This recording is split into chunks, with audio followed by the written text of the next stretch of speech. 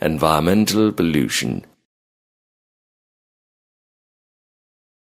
To satisfy the needs of the increasing population, human beings started exploiting and polluting the atmosphere and disturbed the natural balance.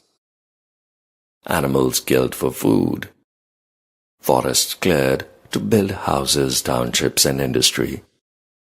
Indiscriminate use of minerals, coal, water, wood, etc. has led to their depletion. Fumes from cars and industry are polluting the air, causing global warming. Untreated liquid waste from the factories is polluting our rivers. Unplanned deforestation is causing ecological imbalance and climate change. Depletion of ozone layer, which prevents harmful UV rays from reaching the Earth's atmosphere.